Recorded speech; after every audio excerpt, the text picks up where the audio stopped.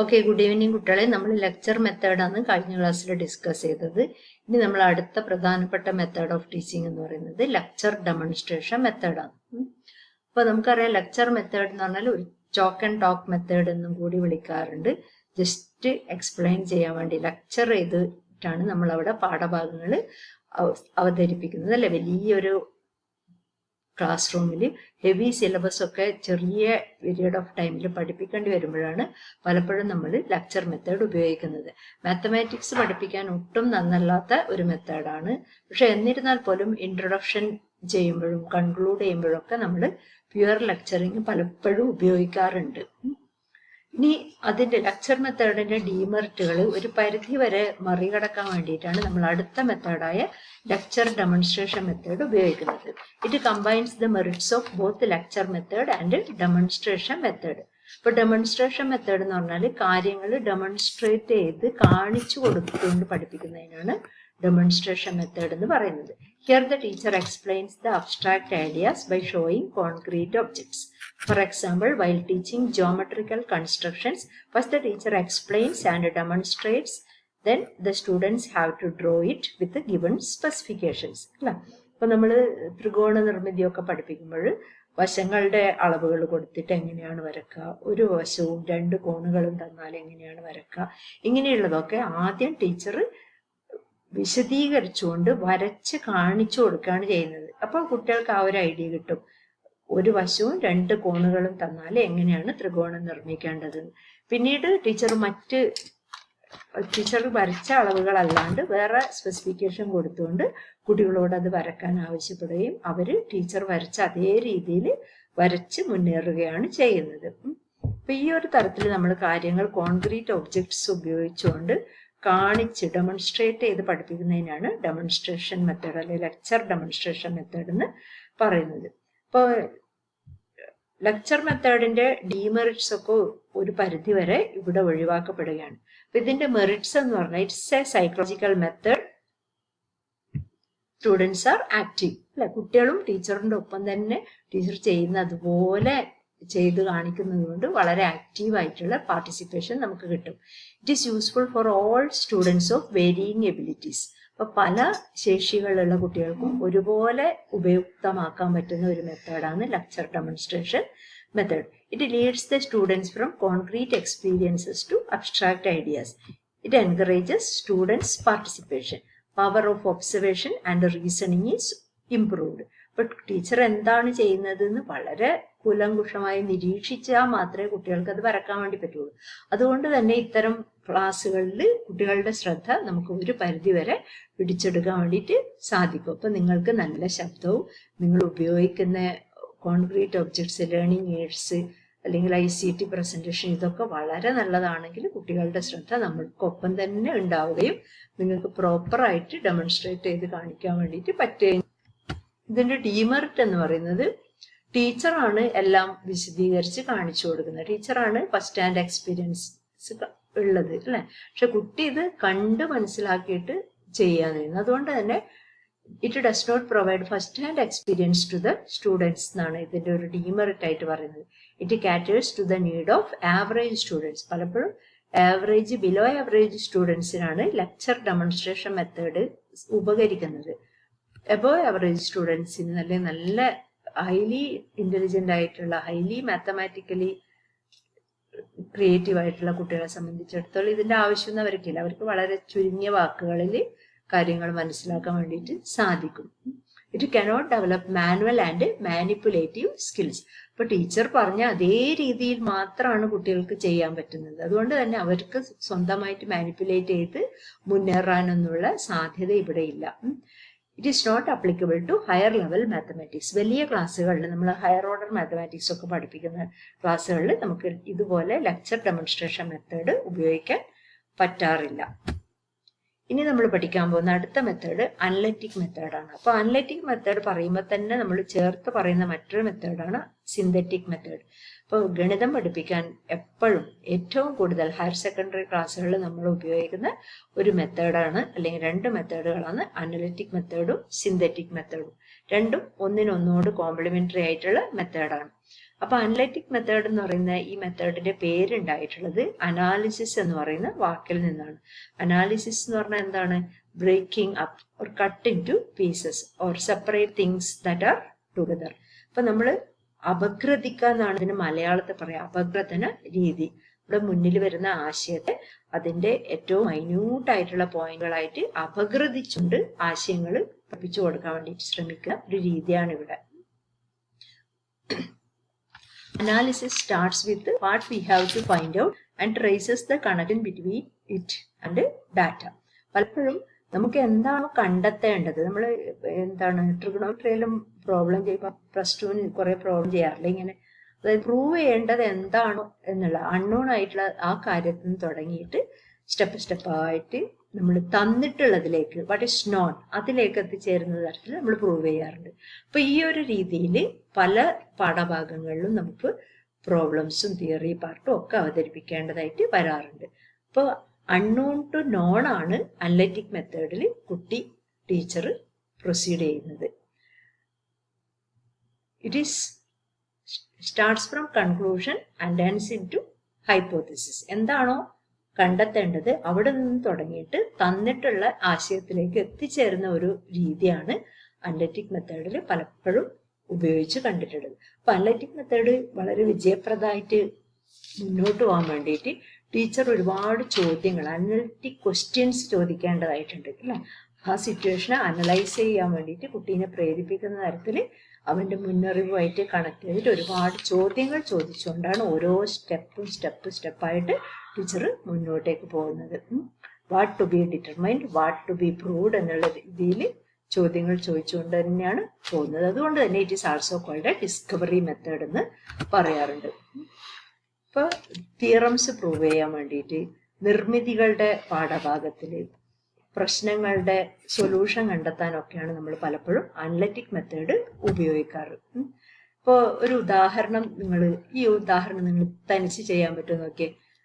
For example, if a by b equal to c by d, then prove that ac plus 4b square by bc is equal to c square plus 4bd by dc. അപ്പൊ ഇതാണ് നമുക്ക് prove ചെയ്യേണ്ടത്. അപ്പൊ analytic മെത്തേഡിൽ ഈ problem ചെയ്യുമ്പോൾ നമ്മൾ എന്ത് ചെയ്യും? എന്താണോ പ്രൂവ് ചെയ്യേണ്ടത് എന്നുള്ള അവിടെ നിന്ന് സ്റ്റാർട്ട് ചെയ്യും, അൺനോണിൽ നിന്ന് സ്റ്റാർട്ട് ചെയ്യും. അപ്പൊ അൺനോൺ ഇവിടെ എന്താണ്? AC plus 4b square by BC which is equal to C square plus 4BD by DC അല്ലെ. അപ്പൊ ഈ ഇക്വേഷനെ നമ്മൾ ഇക്വേറ്റ് ചെയ്തുകൊണ്ട് കോമൺ ആയിട്ടുള്ള കാര്യങ്ങൾ കട്ട് ചെയ്തുകൊണ്ട് ഇപ്പൊ ഫസ്റ്റ് സ്റ്റെപ്പില് നമ്മൾ ആ ഡിവൈഡഡ് ബൈ BC എന്നുള്ളത് എന്താണോ കോമൺ ആയിട്ടുള്ളത് എന്ന് നോക്കുക. രണ്ടിലും പൊതുവായിട്ട് വരുന്ന കാര്യങ്ങൾ എന്താണെന്ന് നോക്കി അത് ഒഴിവാക്കിയിട്ട് പോവാണ് ചെയ്യുന്നത് അല്ലെ. അപ്പൊ സി കോമൺ ആയിട്ട് വരുന്നുണ്ട് LHSല്. അപ്പൊ സി പുറത്തെടുത്താല് എങ്ങനെയാണോ നോക്കിയിട്ട് അത് നിങ്ങൾ സോൾവ് ചെയ്യാം. അപ്പൊ അവസാനം എന്ത് കിട്ടും? DA ഈക്വൽ ടു BC എന്ന് കിട്ടും. അതിൽ നിന്ന് നമുക്ക് തന്നിട്ടുള്ള കണ്ടീഷനായ A by B is equal to C by D എന്ന് പറയുന്ന കണ്ടീഷനിലേക്ക് എത്തും അല്ലെ. ഇത് നോക്കി എഴുതാണ്ട് ഒറ്റക്ക് ചെയ്യാൻ വേണ്ടിയിട്ട് നോക്കാം. അപ്പൊ തന്നിട്ടുള്ളതിൽ നിന്ന് പ്രൂവ് ചെയ്യേണ്ടതിലേക്കല്ല നമ്മൾ ഇവിടെ പോയത്.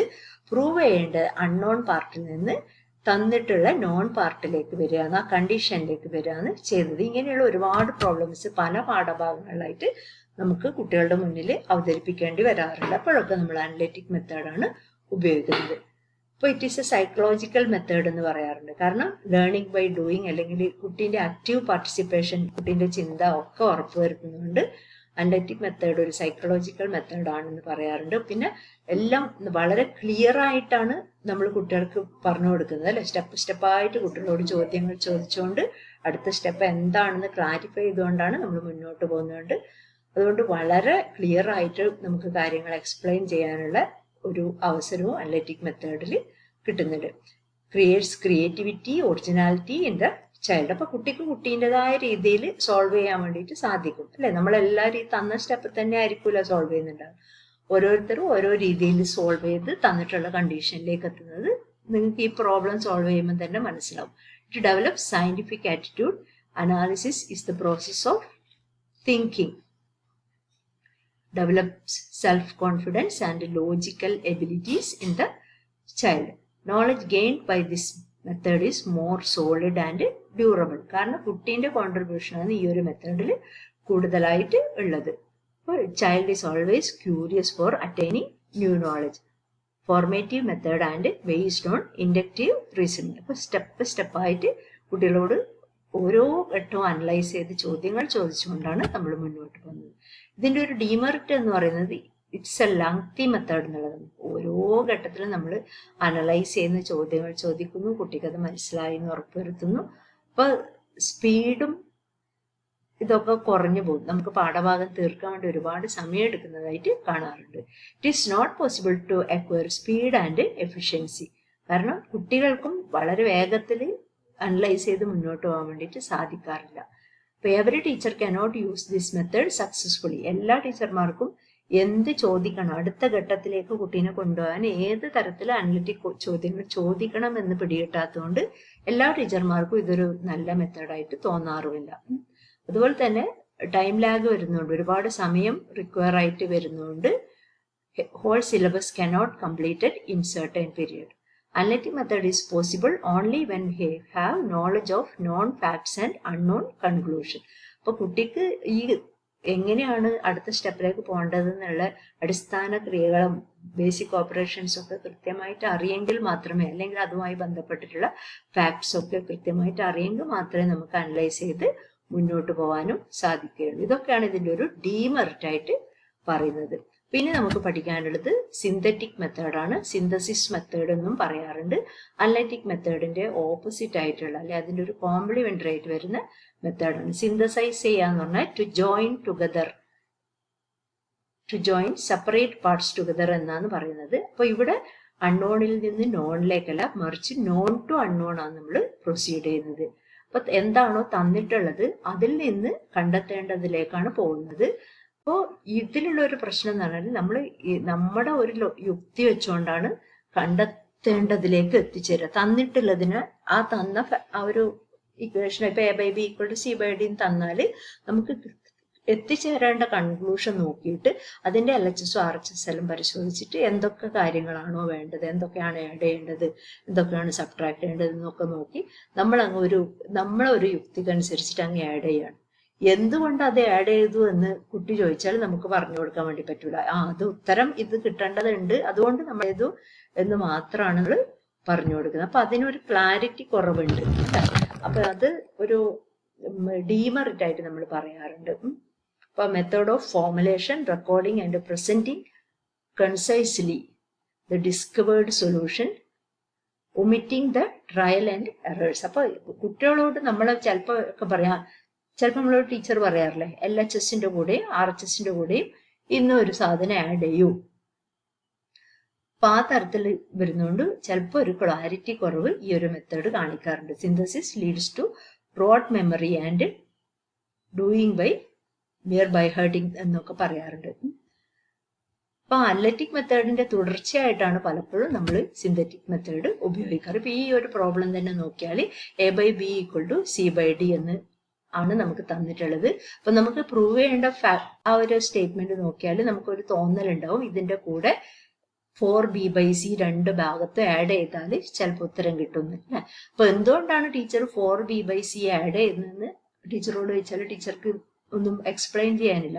അത് ടീച്ചറിന്റെ ഒരു യുക്തിക്ക് അങ്ങനെയാണ് എന്ന് പറഞ്ഞു കൊടുക്കാനേ പറ്റുള്ളൂ. അപ്പൊ no logic or reason is gives here for why 4B/C is added on both sides. അപ്പൊ ഇതൊക്കെയാണ് അതിന്റെ ഒരു ഡീമെറിറ്റ് ആയിട്ട് പറയുന്നത്. ഇപ്പൊ നമ്മള് ചില കാര്യങ്ങൾ അങ്ങോട്ട് അടിച്ചേൽപ്പിക്കുന്ന പോലെയൊക്കെ കുട്ടികൾക്ക് തോന്നാറുണ്ട്. അപ്പൊ ഇതിന്റെ മെറിറ്റ് എന്ന് പറയുന്നത് ഷോർട്ട് ആൻഡ് ക്വിക്ക് മെത്തേഡാണ്. കാരണം നമ്മൾ തന്നെയാണല്ലോ ഹിന്റ് കൊടുക്കുന്നത്, ഇങ്ങനെ ചെയ്തോ. അപ്പം ഓർമ്മിക്കാനുള്ള ശേഷിയാണ്, അല്ലെ മെമ്മറൈസ് ചെയ്യാനാണ് നമ്മൾ കുട്ടികളെ പഠിപ്പിക്കുന്നത് എന്ന് പറയാറുണ്ട്. പിന്നെ ട്രയൽ ആൻഡ് എറർ അങ്ങനെയുള്ള കാര്യങ്ങൾക്കൊന്നും നമ്മൾ സമയം ചെലവഴിക്കുന്നില്ല. അതുകൊണ്ട് തന്നെ എളുപ്പത്തിൽ കാര്യങ്ങൾ മുന്നോട്ട് പോകും. ഇൻഫോർമേറ്റീവ് മെത്തേഡാന്ന് പറയാറുണ്ട്. ചുരുങ്ങിയ സമയമേ വേണ്ടൂ. അപ്പോൾ ഇതിൽ ഡിസ്കവറി ചെയ്യാനുള്ള സ്കോപ്പ് ഒന്നുമില്ല. റോട്ട് മെമ്മറിക്കാണ് പ്രയോറിറ്റി കൊടുക്കുന്നത്. ഒരുപാട് സംശയങ്ങൾ കുട്ടികളുടെ മനസ്സിലുണ്ടാക്കുന്നതായിട്ടും കാണാറുണ്ട്. ഇപ്പോൾ എന്താണ് റീസണിങ്ങും ലോജിക്കൽ തിങ്കിങ്ങും ഒന്നും ഡെവലപ്പ് ചെയ്യുന്ന ഒരു മെത്തേഡ് അല്ല